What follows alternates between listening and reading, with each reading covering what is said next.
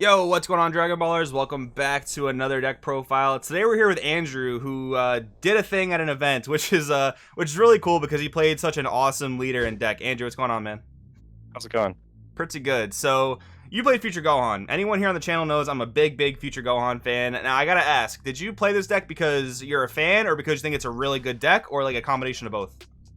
A combination of both. Gohan's one of my top three characters in the game. So, and I picked Future Gohan over the Blue Gohan because a lot of people are on the Gohan kind of junior Soul Striker builds, and I've always liked Future Gohan. Very cool. I like that a lot for sure. I mean, same thing for me with like Kid Gohan. I want to mess around with Future Gohan. So it's really cool that you were able to get second place at this like 40-ish player event. Very cool stuff. We're going to get into the list and see what you played. So for our starting cards, you got 4 Gohan Desperate Last Stand. So right off the rip, you're not playing the one drop Future Gohan, which I agree that card's pretty weird because you have to kind of like jump through hoops to turn it into a blocker. But yeah, what were your thoughts on, not playing that and then playing 4 copies of Desperate Last Stand? So the reason for not really playing the one drop is I don't want to crit a life. Critting a life in this meta is kind of tough with all the decks that automatically kind of do that. So my choice to not play it was just purely on keeping the most life I could. And although he turns into a blocker, I just didn't want to play it on turn 1.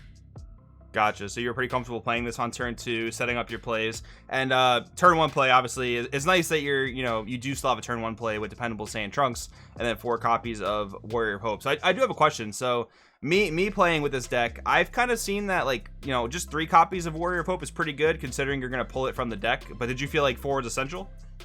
So what's nice about 4 in the deck is on some turns, depending on your matchups, you'll tap 1 energy, play him, tap a second energy, and play a 3-drop on top of him. Okay. Going into 3-drop Trunks was crucial for the deck because it just, that's how the synergy just works. So the maximum copies of Trunks was important for that reason. And so obviously he's the target for the 2-drop more than the other one, but there are times where you have to play dependable because if they kill the 2-drop Gohan instead of you blocking with him, then you don't get the auto from the Trunks Warrior Hope.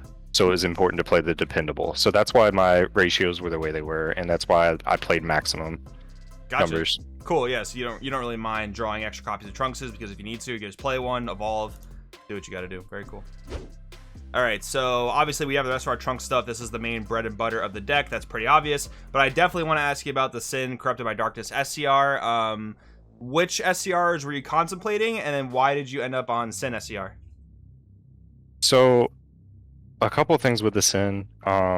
Just the matchups that I was going, like that I thought I'd go up against.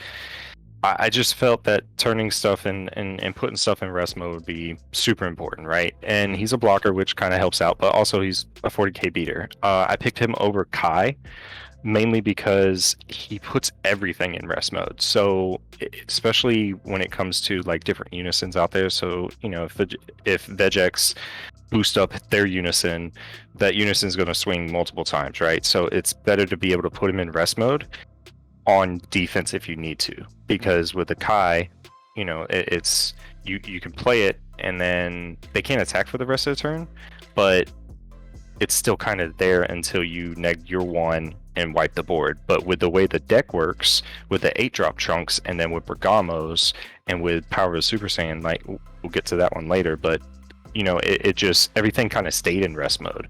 So it just puts everything in rest mode. And the secondary effect, I think I used once in the tournament. I mean, it's double strike, dual attack. It's really good. Yeah, if you come up on a turn like turn 5 or 4 or whatever, and you have the energy available, you don't have anything better to do, and it wins you the game, that's great. But yeah, I think Sin SCR is a really solid card for sure. We were actually talking about this on our team, like some scenarios like you were talking about where Kai is not always just the automatic best SCR. Sin can definitely show up there and do some things. And this is my bad. I should actually this right at the beginning of the video, but I know you wanted to kind of just list us out your matchups. Why don't you go ahead and do that now? Oh yeah, so in the tournament, first matchup I had was Brawly BR, Red BR. I had just actually practiced with a friend and tested against that build. I put my Slug chain out, and that kind of ended that match pretty well. I was in control most of the time. Nappa Buhan was a very interesting deck. And my Unison choice actually helped me with that matchup. It completely shut down his deck. I mean, there wasn't much he could do once I had the Unison on board. The King Cold matchup was round 3. It was interesting because I hadn't had a lot of experience playing other King Cold players. The field cards, once you learn what they do, they weren't too OP, I guess you would say. There was a cool interaction that I'll go over later when I go over one of the cards, but that matchup kind of stuck out to me because of that card. And then round 4 was Sin Shinron, and it's actually on Android's Twitch stream. That matchup was pretty insane. The Sin Secret definitely won me that game because of his auto. I played it on offense and not defense because the Sin leader restands all the dragons. So that auto, when he comes into play, which is also important because the 9-drop just blankets him, but it's an auto on play. You put your opponent's leader cards, battle cards, unison cards equal to or less than the current energy, ignoring barrier, and switch them to rest mode. That allowed me to be able to swing and actually do damage, and that was a key thing in that matchup. And then in the finals, I played Dark Brawly, and that was my loss in the finals. Dark Brawly was with the new TPs, it was very, very, very tough. Yeah, I went second. Sorry, oh, no, I went second on that match, so it was tough coming back when you went second. For sure, yeah. And I feel like for a lot of yellow decks, Dark Broly is a tough matchup. Maybe not so much for Mecha Frieza, but like when I was playing Kid Gohan, I definitely felt a very similar thing. And I can see in this deck it could be a tough matchup as well, because unfortunately, while your Trunks is a huge blocker, you're blocking other 30Ks is not going to be the most effective. But still, awesome finish nonetheless. So yeah, moving through the deck list, you are playing a Slug engine here. And this is cool because Slug requires Bond, and your other main battle cards have Barrier as well, like your other Trunkses. So that's a pretty neat way to just like always have it online. You're also playing Assimilate to search out a lot of that engine, and you're playing Angela as well, which a lot of yellow players playing the Slug engine have dropped. So I love this engine. I want to know what made you really want to include it. Was it a meta call, or you just really like the engine? What was the idea behind it? So for me on this one, it's a big shout out to Mike Washington. He's my teammate. I had been testing the U9 package. I really like the interactions with U9 and some of the things you can do. There's a U9 card that you can actually get out with U9 assembled. That's a blocker, and I was messing around with that. And although I drew stuff, it still kind of didn't help me exactly because I'm already putting enough cards in rest mode that I'm not really worried about putting stuff in rest. It was more like, how can I hurt my opponent? So in testing the Slug engine, the 3-drop Slug just absolutely hurts most decks out there, right? And it has barrier. Bond 2, like you said, once I get 3-drop Trunks online, it's pretty much a pretty done deal because I have 2 barrier cards out. There are removal for that, but it was still very hard to counter. And then the Angela, the reason why I kept that in there, the crit damage, and Slug has unique, so once he's on board, you can't play another one. So, but the Lord Slug, the 1-drops, you can search. You're essentially playing 6 copies of it, so you can search for it, play it, and then go into one of the Angela, and it has crit. And then the auto for him is actually pretty unique, and it came up in a couple matches. Bond 2, if your opponent has 4 or more cards in rest mode, which most of the time I'm putting cards in rest mode, when this card attacks, your opponent chooses 2 of their cards in rest mode. Chosen cards can't be switched to active mode until the start of your next turn. Then you swing with your 8-drop Trunks, and you pick a different battle card and a different energy. And it was just keeping people tapped down was really useful in this tournament. Yeah, for sure. Like I remember the early testing days of Mecha, and Angela is one of my favorite cards in the deck. It's kind of fallen out of popularity now, but I do think it's a really, really strong card for sure. And then we have some of our generic yellow good stuff. So 4 Zamasu super combo, 3 power of a Super Saiyan, which obviously works well with your 3 combo Ferocious Roar and your 1 of Poutine Dark Sorceress. So I like the number of 3 power of a Super Saiyan. I think 3 is a good number because it does have that once per turn clause. And then 4 Zamasu, I'm a little surprised by that just because you're not playing like a blue-yellow Bojack engine or anything like that. After playing 4 Zamasu, would you continue to play that, or would you maybe play like a 2-2 split with draw super combos? What are you thinking about that? we can go into a 2-2 split. I had built the blue yellow version, and it just didn't have the draw power. And so I was kind of iffy on it because I definitely tested that, and with Sensu Bean and just having some of those other good cards in there, the Goku hit. It just didn't. It kind of messed up going into the chain. Because ultimately you want to get the 3-drop out and go into the 8 on turn 4. And once you get 3-drop Trunks out, he's insane value by himself without going into 8-drop, because you swing with lead, you give the 3-drop crit and 5k, and that's pretty much from turn 2 on. So it just kind of was weird to play the blue stuff, and there's a lot of 1k combo cost in there. Right. So I think the numbers, I want to put cards in rest mode. It's a defensive-ish deck until you get the Trunks on board, so that's why I went with the 4. I may tinker around and play some of the Krillins, because you can put a 3-drop back on bottom or some of your 1-drops, but you have to be lower life. So I try to stay at 6 life. Zamasu's on from turn 1, so gotcha. Makes sense too, especially if you're trying to stay at a higher life total. Definitely makes sense. And then for some of our defensive cards, we're playing 3 Robotic Riposte, and you're actually playing 1 copy of Returning Terror. So yeah, this is interesting. A lot of players don't even know that the Robotic Riposte has an effect that plays on their Mecha Frieza.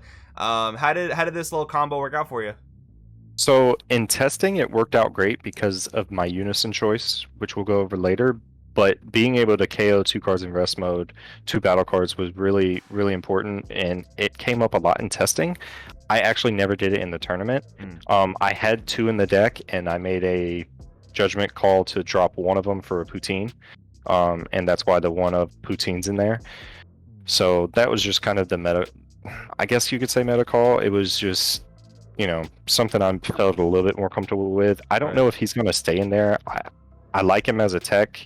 I am in best of 1 format right now with these webcams, so it just depends. I need to test more with it and see what other matchups it'll help in. Gotcha. And then the Time Magic. So definitely a card we have not seen in yellow decks for quite some time. What made you want to go with Time Magic? So with Time Magic, my thought process was Sin was 1, and then just I stay at 6 life as long as I can, so I have the life to take a life, and play a free negate. And the thing with Time Magic is, once you awaken, you have to burst 3 anyway, so you're pretty much going to be at 5 cards in your drop. So Time Magic's kind of online before before you need it, but then it's just there, and it also ignores the barrier and keeps it in rest mode. So in my thought process with that was anything the mirror match. If I did see an 8-drop Trunks, I could negate it and keep it in rest mode, so it couldn't get that second crit swing. So that was kind of the thought process there, is to beat the mirror match, but then also with Sin, and just other threats out there that can swing multiple times. Gotcha. And then wrapping up the main board, we have 2 Unison of Fury. You mentioned this card quite a bit, so I'm assuming it was very, very much an MVP. How often did the -3 come into play for you? Did you use that to end any games? I used it once. I want to say it was a King Cole match. I used it. And what's really nice about that is the -3, you tap an opponent energy, which that activates Bergamo if you need to tap more energy. Right. And then double strike dual attack plus 5k. With that and with your 8-drop Trunks, you're swinging for a lot of damage. Yeah. So in 1 turn. So it was really nice to be able to do that. And then what's really cool about him is when he comes on board, if you have a Slug out, you can activate his main once per turn and go ahead and put Slug in rest mode. That way you don't have to worry about things like Mafuba or having a negate happen before you can attack with him. So that worked extremely well, especially against the Nappa Buhan and Brawly BR. Nice. Yeah, that makes sense too, because if they violent raise you and then you can't attack with Slug, well, you still have a way to put it in rest mode, which is nice. And the 1 Champa, of course, for game ending, and then 1 Mira. Why this Overwhelm slot, and how did it work out? So with the Mira, I've always liked playing this Mira. He's been really good to me as a player in multiple decks. Just another big body double strike A lot of people I don't think would kind of see that one coming. And then the important part of it is if I'm down, if I tap my last energy by playing him, I untap that energy at the end of the turn, which keeps my power of Super Saiyan alive, which keeps, you know, the Mecha Frieza alive if I can get those extra cards back in the drop area. So my thought was I draw a card, untap one at the end of my turn, I'm swinging for 30k double. It actually only came up I think once, and that was the Sin matchup, which it was actually put into rest mode by one of the skills. I wasn't worried about it being blanked because I had already gotten him down to 1 life, but it had been put in rest mode, so I kind of baited it out. I could have done sequencing different, but he's still, I mean, really tall body, so. Very cool. All right, so that's the entire main board. Were there anything you were thinking about possibly changing with the deck? Yeah, I've been tinkering with it ever since Sunday. That Dark Brawly matchup was pretty tough. And there's a couple cards I've been kind of messing around with. For instance, going up to 3 on the Unison, that card, it helped with more than just one deck. It helped with, if I had it on board earlier, I think it would have helped more with the Dark Brawly on turn 2. It can help with the Sin. The Nappa Buhan, him going tall, turn 2, turn 3 was... It completely shut down the deck. I think overall it's a really good Unison. And then with going up to 3 on that, I think playing Vegeta, Prideful Transformation, at like a 2 of, it's just finding room. I really don't want to go over 54, but we'll see in more testing. I am going to actually up the power of the Super Saiyan because one interaction, and it absolutely won me the game against Sin, is, a lot of people forget that activate battles on either player's turn. Right. So it's draw power on both turns. So it actually is what won that game against Sin player because I swung with the 1-drop Trunks for 5k, used power of Super Saiyan to put his last dragon in rest mode, drew a card, and I was able to get up. If I didn't have that card, I mean, the dragon would still be standing and I would probably not be here talking to you. Gotcha. That makes a lot of sense too, for sure. Yeah, Power for Super Saiyan, I think it's a good 3. I think it's also great as a 4 of. I think it's kind of like a preference thing. But anyways, man, congratulations once again. Any shout outs you want to throw out there at the end here? Absolutely. My teammates, Team AOD, all of them are great. I test with them all the time. And especially Mike, he kind of put me on that Lord Slug package, and kind of worked me through all the different ways it's better than U9. So, but yeah, my team, and then I really appreciate you getting me on here and reaching out to me. Hey, man, no problem. Thank you, and we'll see you next time. Oh yeah.